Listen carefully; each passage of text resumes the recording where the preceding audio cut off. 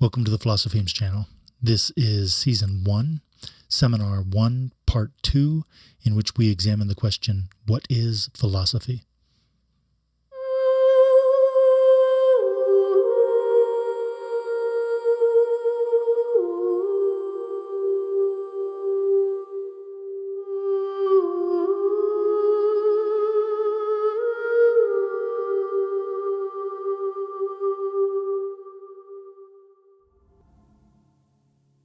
Welcome back. So where we left off with part 1, we had already discussed the historical definition, the etymological definition, and philosophy as personal and spiritual development. We had an extended discussion of the Welt matrix and this concept of being in the world. I want to pick back up with that discussion, actually. There is a quick clarification that I'd like to make in regard to the Welt matrix. Then we will finish off with examining the question, what is philosophy, by looking at philosophy as a kind of activity. One of the ways in which we had mentioned this in part 1 was the idea that philosophy may be understood as soteriological, ultimately soteriological, and so therefore we can ask the question, is there a better state of being? And then we can say, how is it that the love of wisdom or the study of wisdom can help us reach this better state of being? And again, as I mentioned in the first part, that this can simply be understood as happiness. Then we're going to look at philosophy as a kind of understanding. I've cleaned this up to make it move a little faster. I was trying initially to not use technical terminology or too much jargon, but I think that using terms like phenomenological hermeneutics may not be overwhelming, and it shouldn't be too intimidating, I hope. So just to make this move very quickly, we'll be talking about philosophy as a kind of understanding, specifically in terms of phenomenological hermeneutics. It's actually much more straightforward than those terms might make it seem. And then lastly, we're going to look at Plato's answer from the Apology. I'm also going to look at a couple other dialogues just to see what his answer is, for example, in regard to philosophy from the Phaedo as well. And one of the ways in which we can sum this up in regard to the Apology is know thyself. All right, so to pick back up then, you'll see Plato's answer referred to as the unexamined life is not worth living from the Apology, and philosophy is the practice of dying from the Phaedo. And statements like that probably need some clarification, right? So we're gonna spend some time clarifying that. So if I'm able to cover all of this material and there's still time left in the hour, then I will also look at this idea of philosophy at the universities, or a kind of glimpse at how philosophy is understood from an academic point of view. If we don't have enough time to do that, then what I will do is I will put together just an episode, and that episode will be titled On Philosophy at the Universities. So we'll go ahead and jump in right now. So if it's the case that you get the opportunity to take a look at my existentialism book, the existentialism book is a 2-volume set titled What is Existentialism? And what I worked out there was essentially looking across all of the different existential philosophers, trying to locate similarities and then sort of recognize patterns as they repeat themselves across the philosophies of these existential philosophers. And one of the things that you find here is what I refer to as a kind of spectrum between Mineness, Mineness, and worldliness. So this is very helpful in organizing other ideas, and as you've probably figured out by now, this is just so much information that I'm very much interested in figuring out ways to remember these mnemonic devices, but also ways to organize all of this information.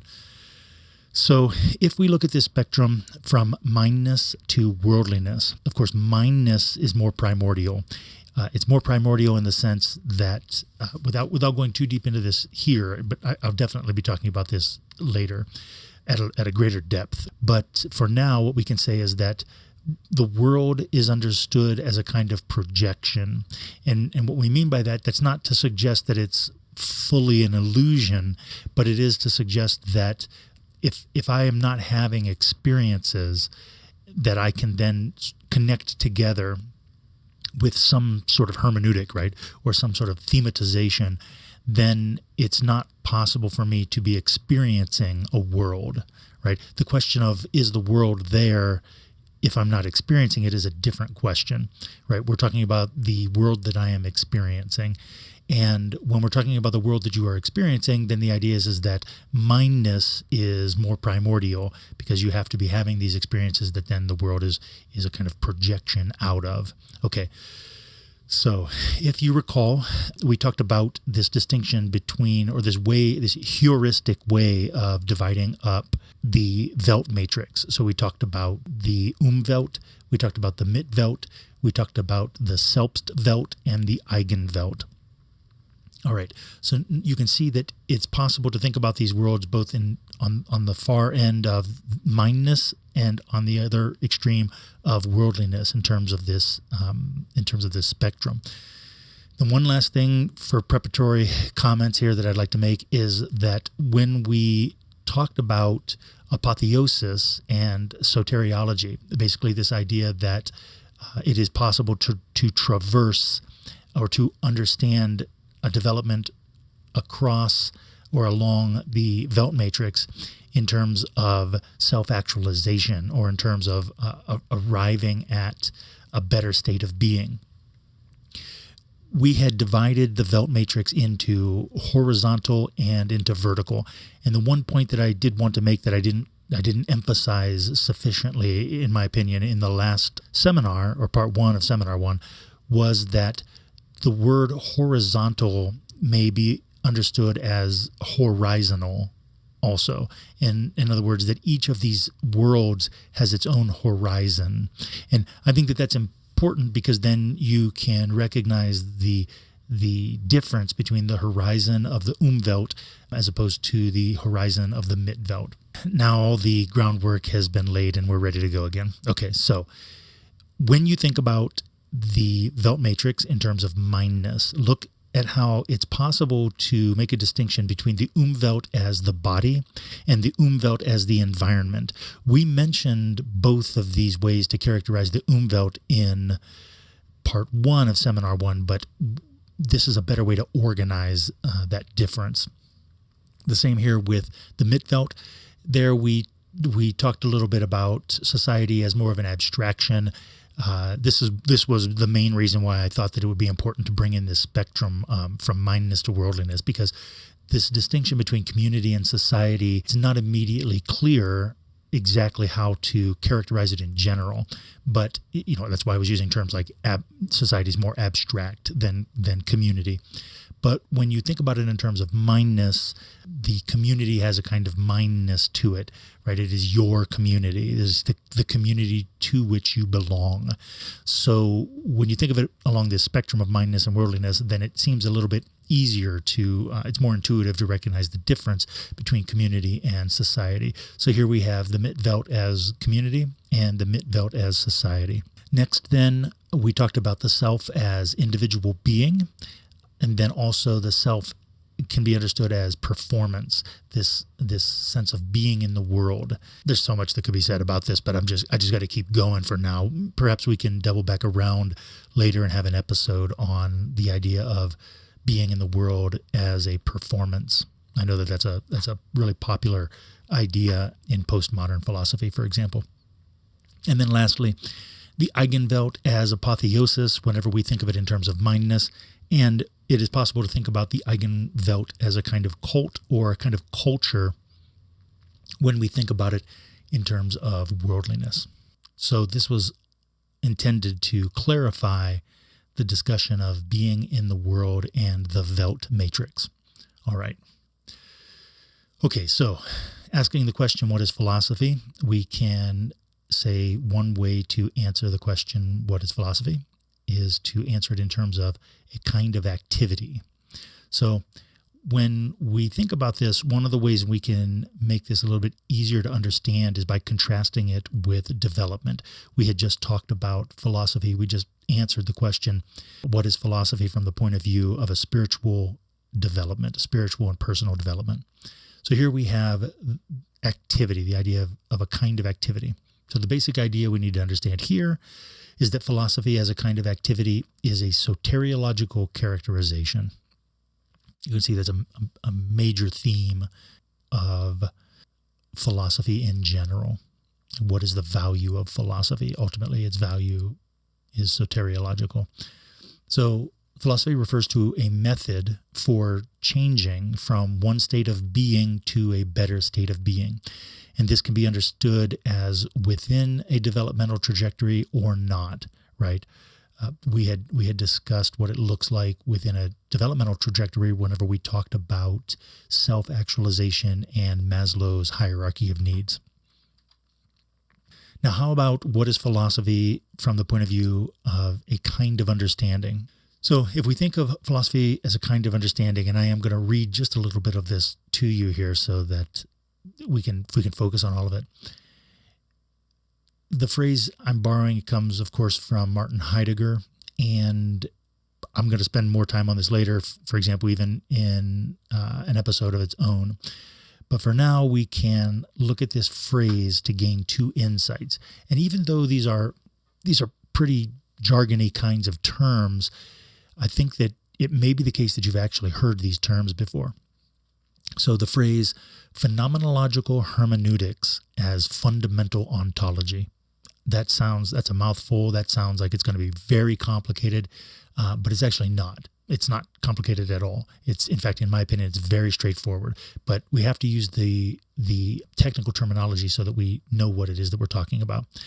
So the two insights then that we can gain from this phrase that ultimately is coming from Martin Heidegger is first that experience is composed of two parts. And this, for those of you who are familiar with Kant's Critique of Pure Reason, of course, you'll recognize that that is the background here. The two parts of experience are sensibility and understanding. That is the phenomena of experience. So you see phenomenology is logos and phenomena. So to give an account of the phenomena of experience. So the phenomena of experience and the method of interpretation that we bring to the phenomena. So on the one hand, again, we have sensibility, our sensory perception. You might think of it in that kind of context. And then what we are sensing, what we are perceiving, of course, we need to understand it. We need to come to an understanding. And when we have those together, then we're having a full experience. We're having an experience. If we are sensing and perceiving without understanding, then we would not call that experience. We would call that perception or sensory perception. But when we have sensory perception plus understanding, then we're having an experience. Okay. So this then brings us to this point of view of what is understanding, or what does it mean to understand our sensory perceptions?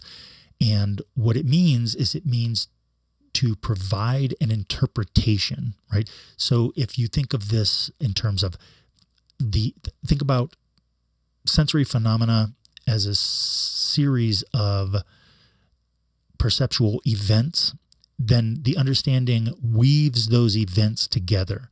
And when the understanding weaves those events together, it must do so in terms of a pattern. Now, if we're experimenting, then we can apply several different patterns and see which outcome we think best fits the experience or best characterizes the experience.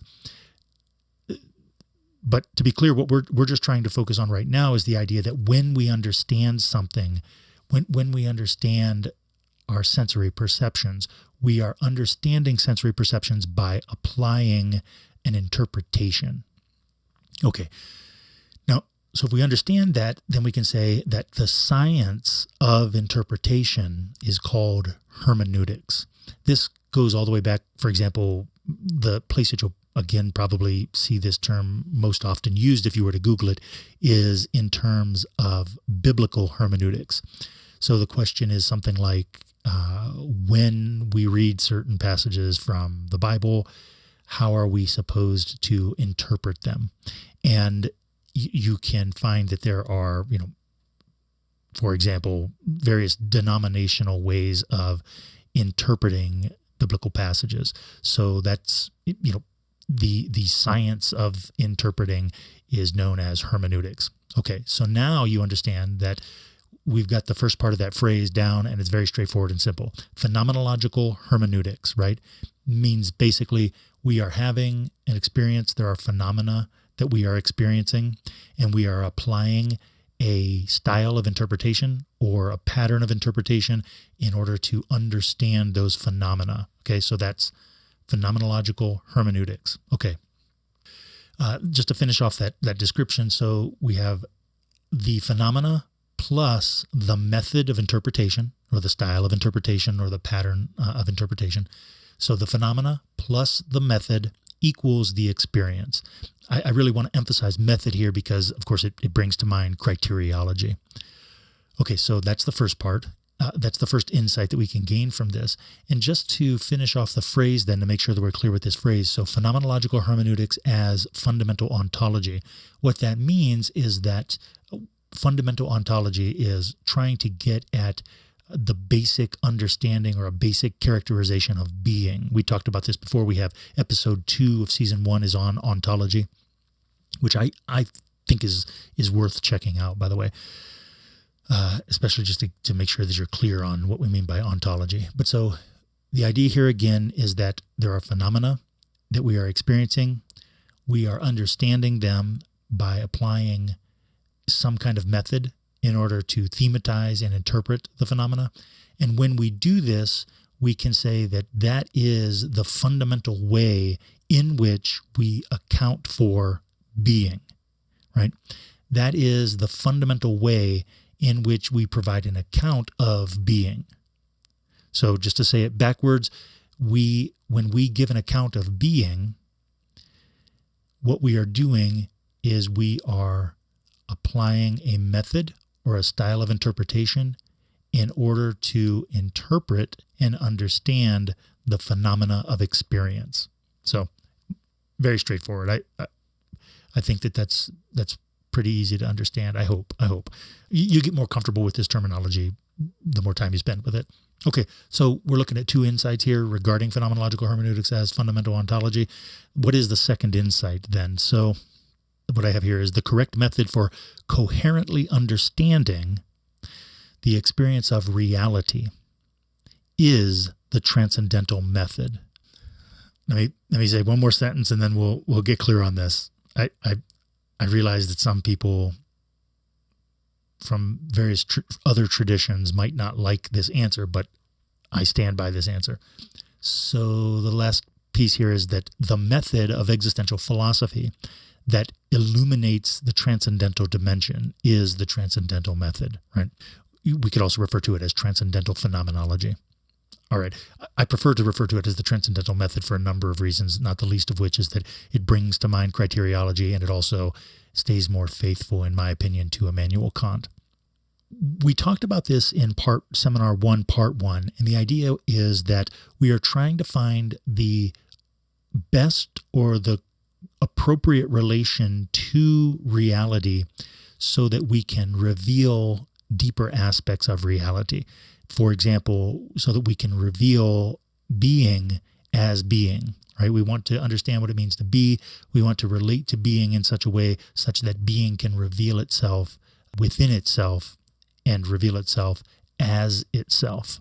If we look at this then, and we're trying to make sure we get these 2 insights. The second insight, just to be sure that we're clear on this, the second insight is that style of interpretation, or the hermeneutic method that we want to apply to the phenomena that we are experiencing, is the transcendental method. When we apply the transcendental method as a hermeneutic to phenomenology, that is when fundamental ontology is revealed. Okay, so all of this is to say that one of the ways in which we can understand philosophy is as a kind of hermeneutic. And when you understand philosophy as a kind of hermeneutic, then that's whenever you understand philosophy as a kind of understanding. It is a style of interpretation that you bring to experience. And when you bring this style of interpretation to experience, that's when you are able to gain a deeper revelation of being.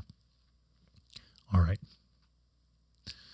So I think we just said all of this. Philosophy refers to the reality of life illuminated by the transcendental dimension. That philosophy may be understood as a kind of understanding, a kind of hermeneutic with which we encounter the phenomena of life. This hermeneutic, this kind of understanding, relates to the process of sensibility as a style of living that manifests coherent meaning-making. This was the language that we used in Seminar 1, Part 1, a kind of coherent meaning-making in regard to experience, such that my experience is a revelation of reality. In other words, all the different ways life may be understood, all of the different answers to the question, what is the meaning of life, can be coherently organized and understood from the transcendental point of view. What this means is when you're applying the transcendental method. Thus, philosophy may be understood as the kind of understanding that allows for us to coherently navigate the experience of the phenomena of living. So you can see, on the one hand, not only is this then philosophy as a kind of understanding, but this way of articulating it points directly back to the ancient historical period and philosophy as a style for living, right? So it's a kind of style. We've got a sort of circular influence here, right? And of course, this isn't a vicious circle. It's one that's rooted in habit. So it's a development is one way that you can think of it, a way of learning to philosophize, that it's both a style of living and a kind of understanding, and that the style of living and the kind of understanding influence one another, right? Such that in a sort of reciprocal manner, they influence each other and help each other develop. Okay, I think that gets it. So philosophy is a kind of understanding. All right, here we are. We're moving at a much better clip here with this second part of Seminar 1. So hopefully we'll be able to include the academic answer. All right, so this then is the answer from Plato's Apology, and of course also I brought in some other dialogues from Plato. The idea here is, of course, this famous phrase, know thyself. And when we look at this in the Latin, I think it's important to point out, especially we've been talking about this in terms of when we had the episode on criteriology, for example, that the word that is being used for know, notice that it is not episteme, right? It is not the root of epistemology. So this idea of what is philosophy, this sort of quest to know yourself, to know thyself, that knowledge is not episteme. I think that's very important. Okay, so let's look at a couple passages here from Plato's dialogue, The Apology. There's so many things that could be said about Plato's dialogue, The Apology, but I just have to not allow myself to say those things right now so that we can get through this. And what we'll do is we'll, of course, devote episodes and seminars to Plato's dialogues coming up here very soon. So we're just going to look at these quotes directly for now. We'll talk about the dialogues and how to understand them very soon. Okay, so the first one, this is, of course, is perhaps the most famous quote from Plato's Apology. It is attributed to Socrates: "The unexamined life is not worth living." So again, this idea that philosophy is involved in this process of examining one's life. You'll see how these other phrases and other quotes relate to this. Notice this is when Socrates is on trial in the Apology, and one of the ways in which he characterizes what it is that he's doing when he's doing philosophy, he says here, "I spend my whole life in going about and persuading you all to give your first and greatest care to the improvement of your souls. and not till you have done that to think of your bodies or your wealth. For those of you who recall from Seminar 1, Part 1, you can already see right there this division of the styles of living. He's invoking the division of the styles of living in that quote. The next one here, he says, "Be sure that if you kill the kind of person that I am, you will not harm me," right? This has been variously translated into phrases like, you can kill a good person, but you cannot harm them. You can kill a good person, but you cannot harm them. This may seem rather mysterious at first until you start to understand where it is that Plato is coming from, where it is that Plato and Socrates are coming from. So then lastly here, no one knows whether death may not be the greatest of all blessings. So this is the answer that Plato gives from the Apology. So the unexamined life is not worth living, and that death is not the greatest thing to fear. Rather, it's the case that in examining our lives, we should put our greatest care toward the improvement of our souls. And this is philosophy. And of course, one of the ways in which you can understand this is in terms of the idea of the Greek therapeuein, from which we get the word therapy. And therapeuein, it means to care for. I think the word was first used in relation to caring for horses, actually. So we get this idea of to care for our soul and the souls of others is a kind of therapy or a kind of therapeutic activity. All right, so this is the answer from the Apology. And of course, all of this gets summarized in this phrase, know thyself. All right. Last quote here from Plato's Apology. I think that this is really also very important because it puts it also right in the correct soteriological context. So we see here, after I proceeded systematically, I realized to my sorrow and alarm that I was getting unpopular, but I thought that I must attach the greatest importance to the God's oracle. So here, without getting too deep into this right now, here we have this sense in which philosophy is a kind of calling, right? And we had talked about this in terms of a quest toward apotheosis, a quest toward self-actualization, and of course, knowing thyself in this quest toward self-actualization. But what we get here, I think, is very interesting, especially when you see it. Why is Socrates saying this at his trial? He's saying that the opinion of others, though clearly it affects him, he says here that to his sorrow and alarm, that the opinion of others should not stop you from examining your own life. And to my mind, this is a great segue into existentialism, because really what's going on is knowing thyself is coming to a deeper understanding of being, right? Knowing what it means to be. So I think that's important. It is a call to being, right? So there's a sense in which you already are, I am, but in being who I am and being what I am, coming to know myself, there is a sense in which it is a call to understand the meaning of being.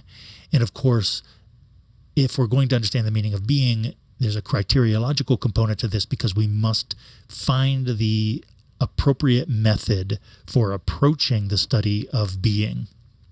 Okay, this is one of the Philosophemes, of course. All right, now so two more quotes, or I guess three more quotes. These are some of my favorite quotes. I included some of these passages in my translation of Schelling's On the Divinities of Samothrace. I think that this is really beautiful stuff as well. Some people, it might not be their cup of tea, but let's see what you think about it. So again, of course, we're asking the question, what is philosophy? And this might be, even though the unexamined life is not worth living, I feel as though that's the more popular answer. I think that this answer, the practice of dying, what is philosophy? Philosophy is the practice of dying. I feel as though that answer, it's striking, and it has always sort of stuck with me.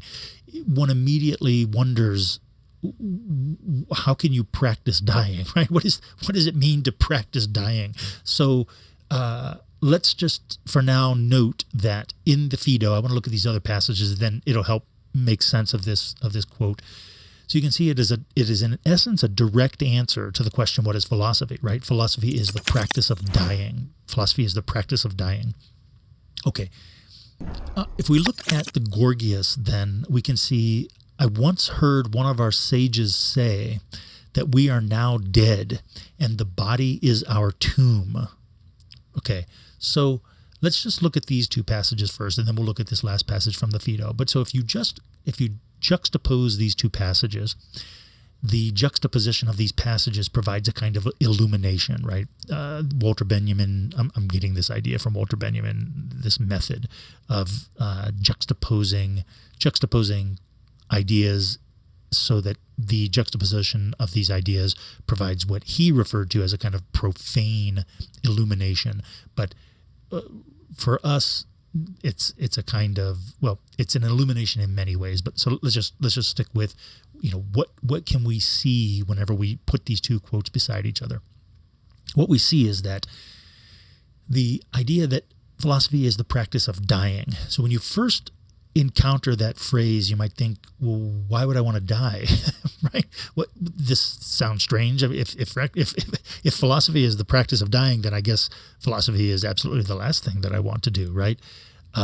So how does this sound good at all? But when you look at this in the context of an afterlife, right? When you look at this in the context of an afterlife, then the practice of dying is a kind of transformation. It brings about a kind of transition from the life of embodiment to this life of, well, let's just call it an afterlife or an other life, a no longer physically incarnated existence. Let's put it that way for now.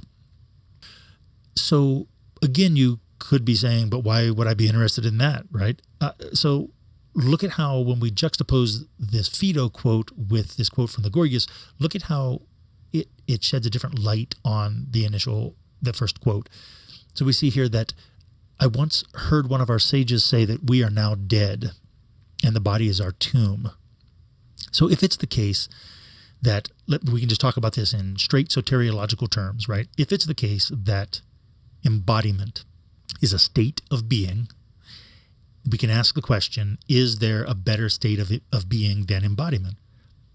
And, it takes a lot of work. It takes a lot of reading to come to this, to pull this out of Plato's philosophy.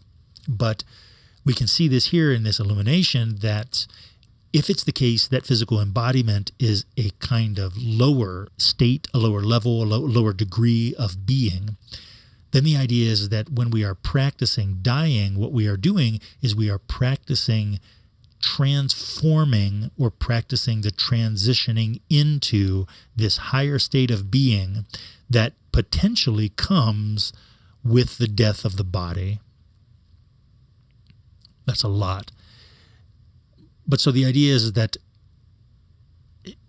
there's so many different interpretations of this throughout the millennia. But for now, let's just say that to keep this as simple as possible, we're just talking about two different states of being, an embodied state of being and a disembodied state of being. And it seems as though Plato is saying something like the disembodied state of being is in some way primordial. We'll look at the myth from the Phaedrus. We'll look at lots of other ways in which Plato talks about this. But one of the ways in which we hear this discussed in the Phaedrus, for example, is that the soul originally has wings.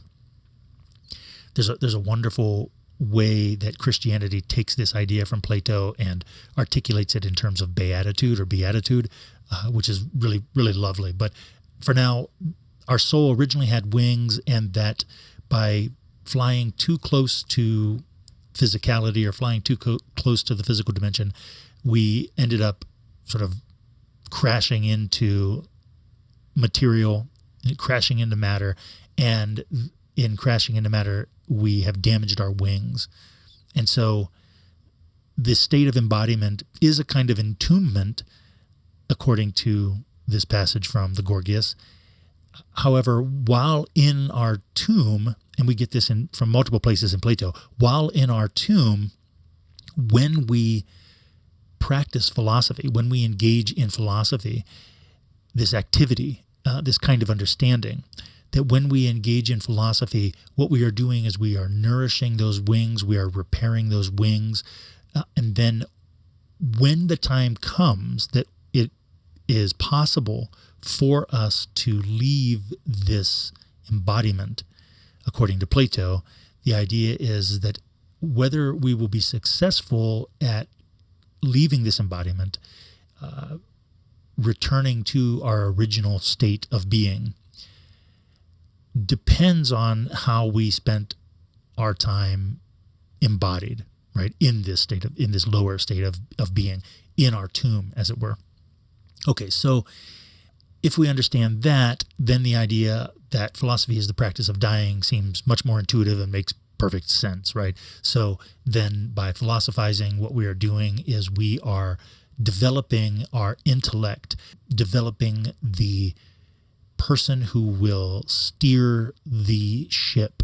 We are developing the being that will steer the vehicle. We are developing the being that will steer the vehicle whenever the body dies. Without developing that being now, then there's a sense in which as we begin to transition into this higher state of being or into another state of being, that we will be too confused. We won't be able to navigate. The way that Plato talks about this in Book 10 of the Republic is that we will, in essence, make wrong choices. There's so much we can say about that. We'll just have to talk about that more in depth later on. But for now, we can just say that we're answering the question, what is philosophy? We are providing Plato's answers from his dialogues, especially from the Apology and the Phaedo. But of course, we just brought in the Phaedrus, and the Symposium is in there, and the Republic as well. And of course, this passage from Gorgias. So this is then how we're to understand that the answer to what is philosophy from a Platonic point of view, we might say, is that philosophy is the practice of dying, and that the unexamined life is not worth living. You could see now that this adds greater depth also to this statement, the unexamined life is not worth living, because the idea is that in this higher context, in this deeper or greater context here, this more metaphysical or ontological context, what we see is that the examining of life is the repairing of the soul's wings. Love this passage from the Phaedo. Just want to share it here with you. Forgive me real quick. Let me just say in the margins here that, Nietzsche, for example, says that Christianity is Platonism for the people. I say that here, and we talked about how Augustine is understood of as sort of reconciling Platonic philosophy with Christianity, using, in essence, Platonic answers to certain metaphysical puzzles to, in a sense, make Christianity or a Christian hermeneutic in general more coherent. I say all of this because I'm not trying to alienate anybody in terms of religion either, right? So, I'm talking about when you die and things like this. This isn't an attempt to put forward a Platonic religion. This is an attempt to look at, or a Platonic theology, as Proclus and a Neoplatonist might say. But this is rather an attempt to look at Plato's dialogues and say, well, what kind of an answer does Plato give to the question, what is philosophy? And then trying to make sense of it, right? And in order to make sense of it, you got to look at the rest of his dialogues, and that's why I've brought this stuff in. But I do want to look at this last passage then from the Phaedo, just to round this out. So, when they realize they must die, they sing most and most beautifully, as they rejoice that they are about to depart to join the God whose servants they are. He's talking about the swans. But men, because of their own fear of death, tell lies about the swans and say that they lament their death and sing in sorrow. So, of course, this is like the characterization of the swan song from Plato's Phaedo. So, again, the idea here is that for Plato, and I understand that this is a strong statement, so, you don't have to be a Platonic philosopher. I just want to make sure that I give you a thorough answer to the question, what is philosophy, by providing Plato's answer to the question. But for Plato, it seems here he's saying something like, when you enter into the dimension of the apotheosis, as you begin to enter into these kinds of psychic spaces, for lack of a better way to characterize it, that you become aware of your disembodied being as the more original state. I'll leave it at that for now. But so when you realize this, according to Plato, and then you realize that you must die, right? That you are immortal, that the body will die. When you realize this, then the idea is that your relationship to the rest of your existence, the relationship to the time that you have remaining, changes. Though it involves anxiety, it is not a sorrowful relation. It's not a sorrowful relation because where you're going to, according to Plato, is a better place, right? This is, we might say, some version of heaven, right? So many different ways to characterize this, but just to put a few ideas out there. Heaven, nirvana, final nirvana, these types of things, right?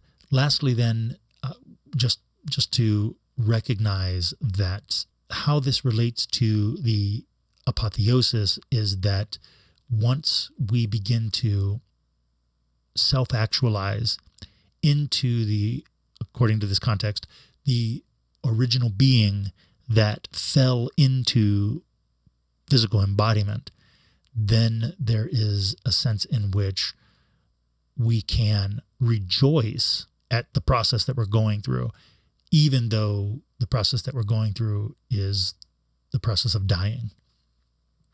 There are two quick thoughts. There's a Leonardo da Vinci quote I thought that was just so wonderful. He says that all this time I thought I was learning how to live when actually I've been learning how to die. And then, this brings to mind the Japanese philosopher Nishitani and his essay on the Japanese art of flower arranging or flower arrangement. And his notion there, in fact, it was just in the last couple of days. It's one of the, I think it was in the last couple of days. It might be coming in the next few days after the Iamblichus puzzle, the set of Iamblichus quotes of Philosophemes. We'll look at this Nishitani quote and this idea of when the flower is cut, it's at that point that the flower comes into its fullness of being, because it becomes aware of its impermanence. It becomes aware of the transitoriness of its current state of being, the transitoriness of physical embodiment, right?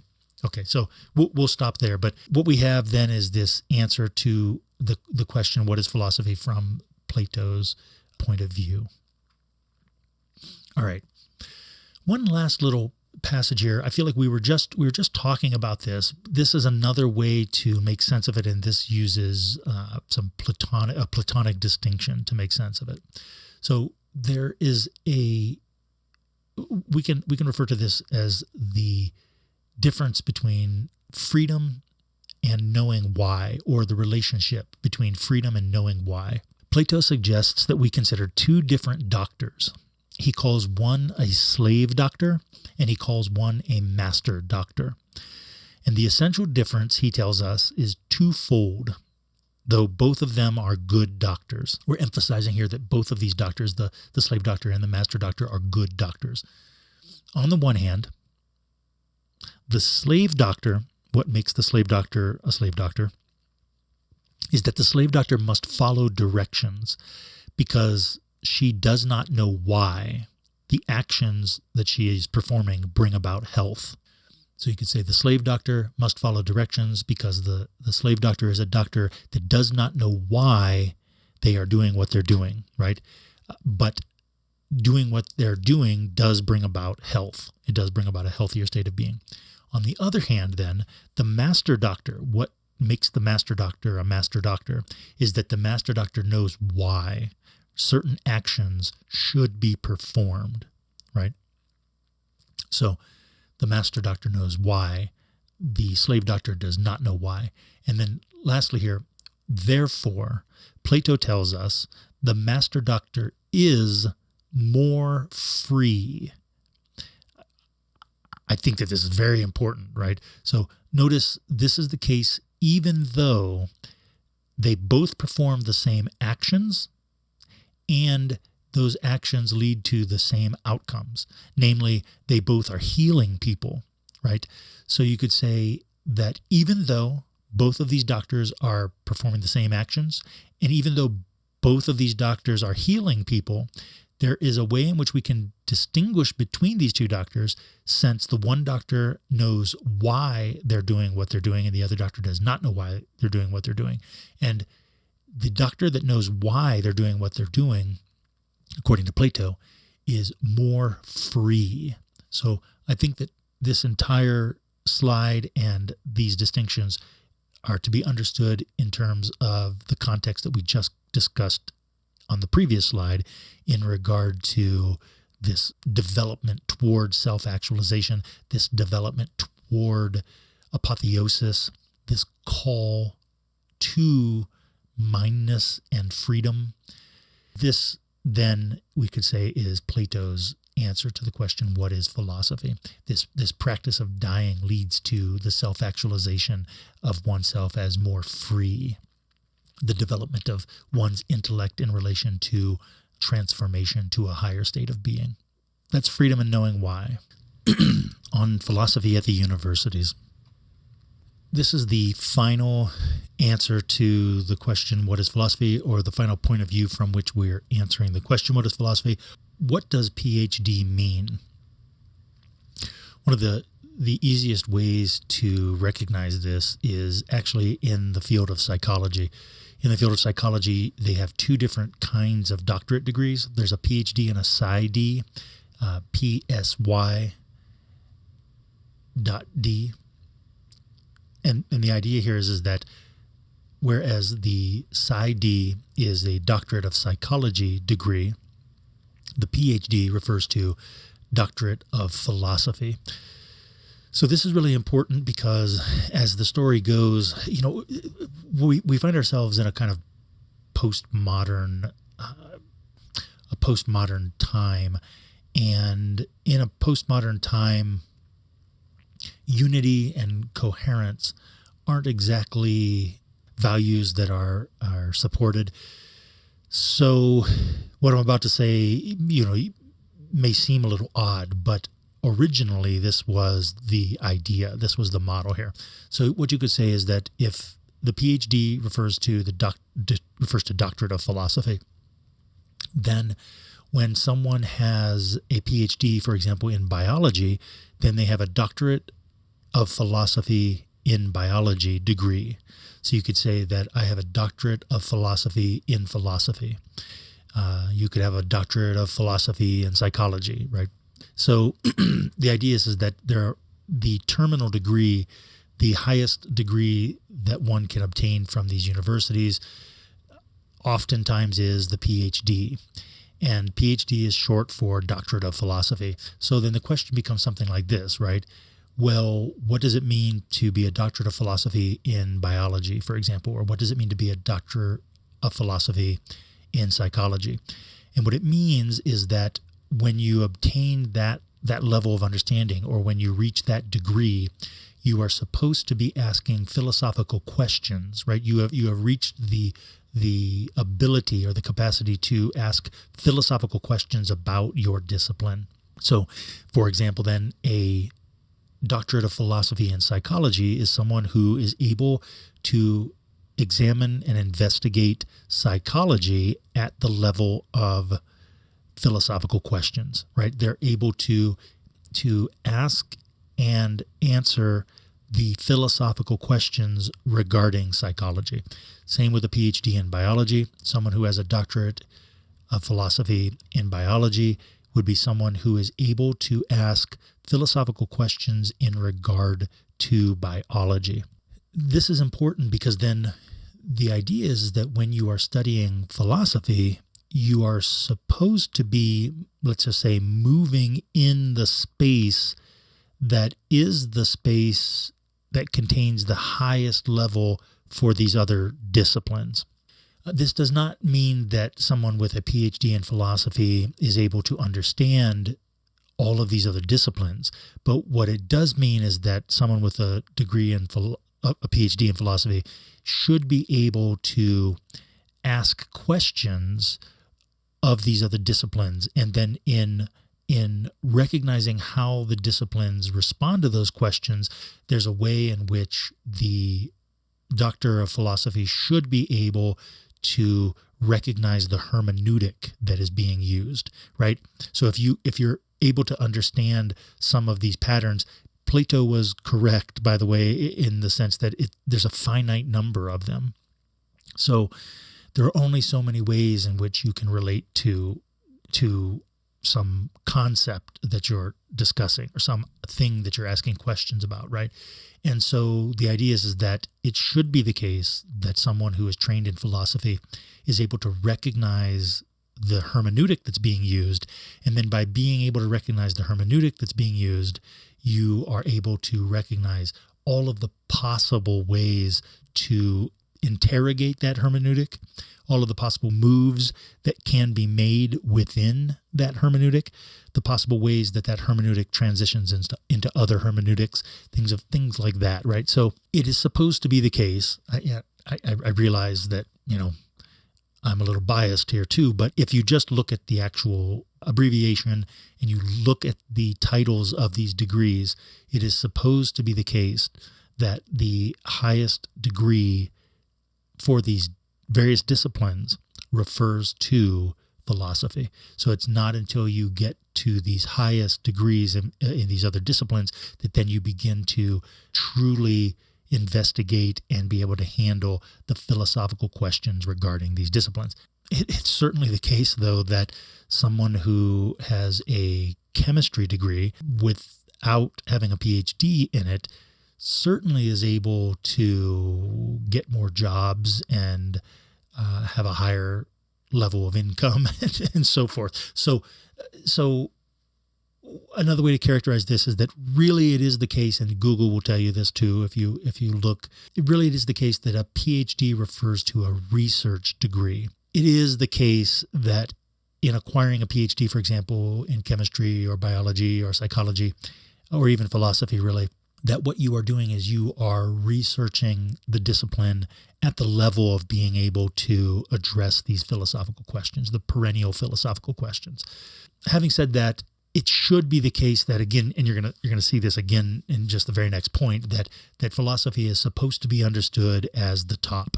It certainly isn't understood as the top in terms of income, how much people are being paid, but in terms of understanding, it is supposed to be the top. Okay, so the next one here, we're taking a look at this image up in the upper right-hand corner of the slide. And this is a traditional perennial image. Philosophy is the divine art that is ruling over the 7 liberal arts. The 7 liberal arts are, of course, divided into the Trivium and the Quadrivium. The Trivium is grammar, logic, and rhetoric, and the Quadrivium consists of geometry, arithmetic, astronomy, and music. So notice these 7 liberal arts. And what we could say about this, right? Some people get hung up on this word liberal. In this instance, this is not a political term. The idea here is something like if you were completely free to study and examine what it means to be, period, what it means to be, or what it means to be human. The word human is tricky. We'll talk about this later, but for now, let's just act as though it's not tricky. Let's say if you were completely free to examine and investigate what it means to be a human, we would say that the highest forms then that you would be investigating would be the trivium and the quadrivium. For example, grammar, logic, rhetoric, geometry. I think that it's great that geometry is here, and of course makes sense, but geometry, arithmetic, astronomy, and music. Now, the relationship then, just as you see philosophy at the center of that circle in this traditional image, that the relationship between philosophy and the seven liberal arts is such that philosophy is considered the divine art. What this means is that just like the Ph.D. relates to the other disciplines, here going all the way back to the medieval understandings, and this is really coming out of Plato, in my opinion, we need philosophy to provide a coherent understanding of these seven liberal arts. So it's in this way that philosophy, is ruling over these seven liberal arts. This is very important. It's not just the case that when you investigate arithmetic that at some point you begin asking questions that are philosophical in nature, but rather it's the case that how these arts relate to our fundamental being, how these arts relate to what it means to fundamentally be a human being, that in that regard, philosophy rules over them insofar as philosophy is able to make them coherent. I think that also philosophy is a kind of activity that then employs, so to speak, these liberal arts. So these are all ways in which philosophy is understood as the divine art that is ruling over the seven liberal arts. I think you could also understand that the seven liberal arts are contributing to, guided by philosophy, are contributing to philosophy's ability to articulate the divine, right? Philosophy's ability to articulate a higher state of being and transitions to that higher state of being, higher beings, and so forth.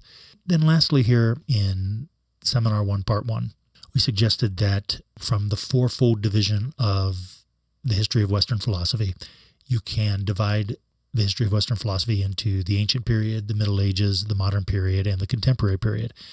And it becomes possible to identify philosophy in general with each one of those historical periods. So philosophy in the ancient period is a style of living or ethics as first philosophy. And philosophy in the Middle Ages, the way to refer to this is that philosophy is the handmaiden to theology. In the modern period, philosophy is the handmaiden to science. And then here we have, in the contemporary period, philosophy is the handmaiden to politics. I just want to clarify this last thought here then to see how this makes sense and what we mean by this.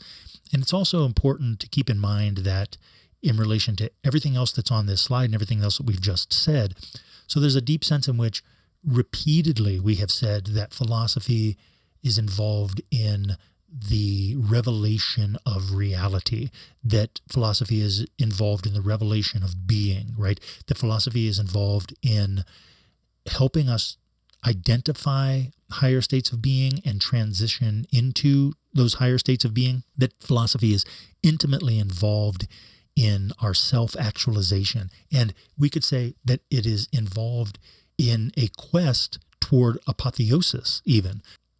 I think it's important to remind ourselves of that before we look at this idea of philosophy as a handmaiden to politics, because I personally feel as though philosophy as the handmaiden to politics, though that's an accurate description, it's just such a radical narrowing, unnecessary narrowing and diminishment of really what philosophy is. But in order to be thorough and to answer this question, we're going to go ahead and round this off then and finish it off.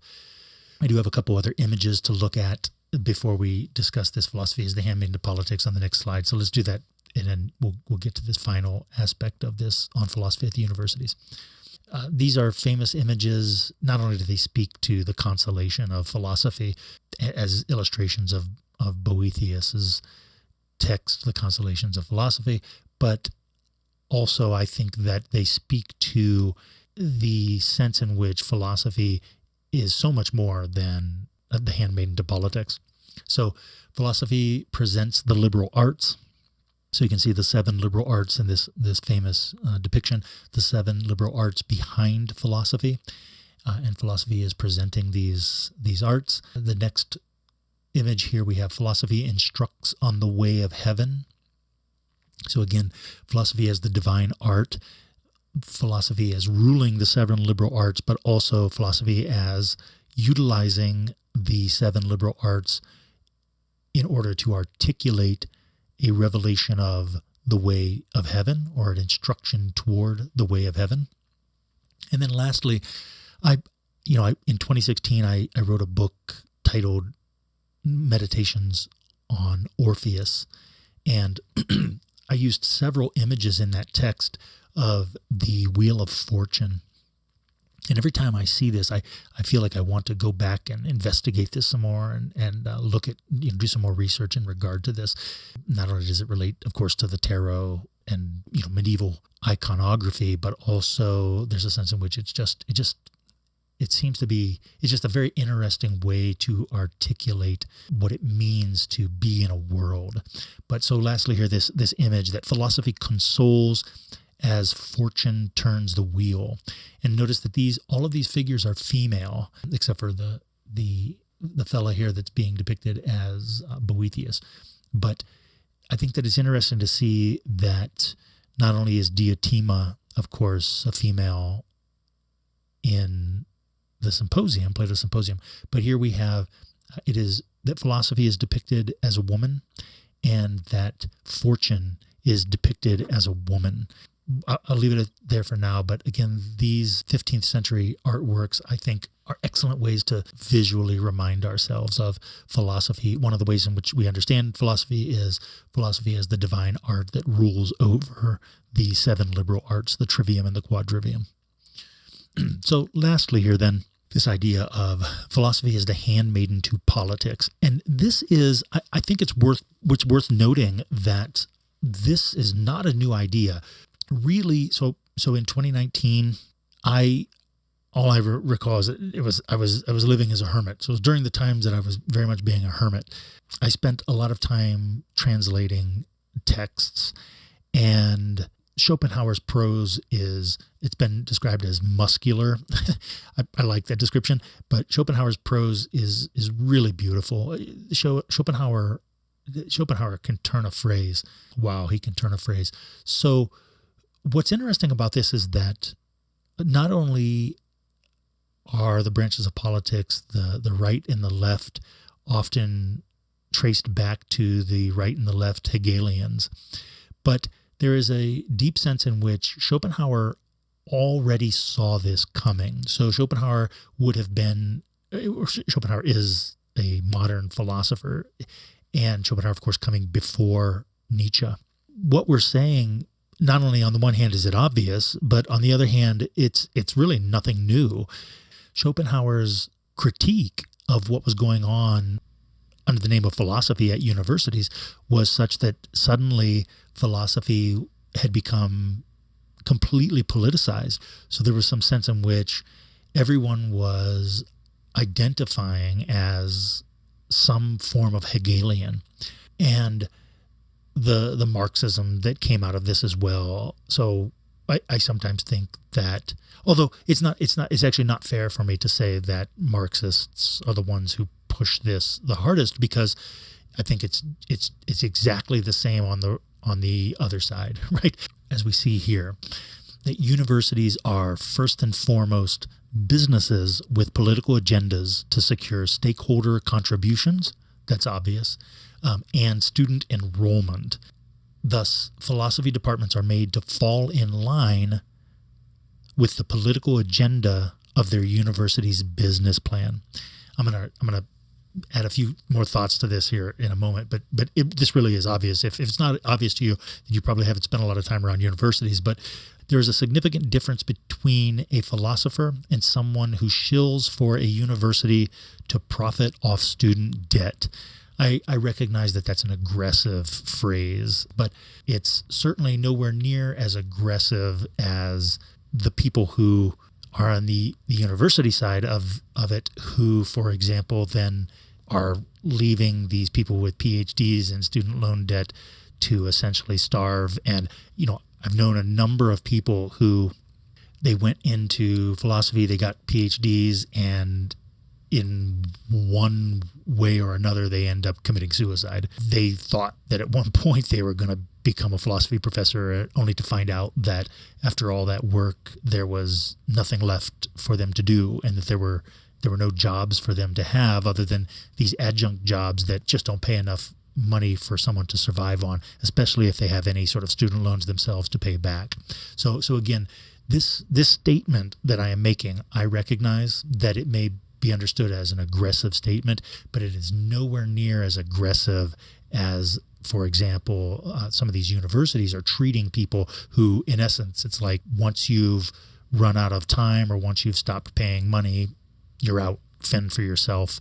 There's nothing we can do for you because, it's a quote unquote buyer's market or those sorts of things. When I went in for my PhD in 2006, I was told that there were 10 candidates for every tenure track position. Would I be able to beat out 9 other people? And, the consensus was, there's no problem, Frank. You're going to be able to beat out 9 other people easily. You're not going to have any trouble getting a job. Often it's blamed on the 2008 housing crisis, but in either case, after 2008, and I was still in graduate school at the time, but after 2008, the number of tenure track philosophy positions in the United States radically decreased. That's the story that's being told, at least, right? I haven't seen those numbers in regard to how many jobs were actually removed from the academic market. But in either case, for example, I'll just give you a couple quick examples.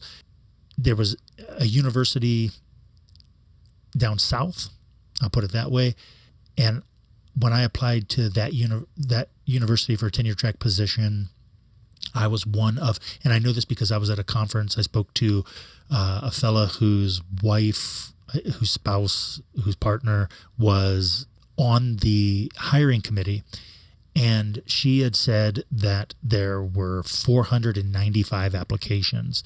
So there were 495 applications to this one job for a PhD in philosophy, a tenure track philosophy position.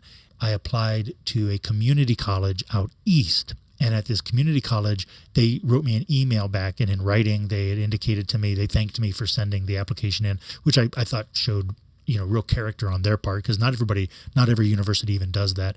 You usually only know that they have received your application because you are asked to fill out a survey for equal opportunity, right? Because the university wants to make sure that they are able to justify themselves in various ways. So that's often actually the only way that you know that they even received your application is because you're being contacted to identify your ethnicity and gender.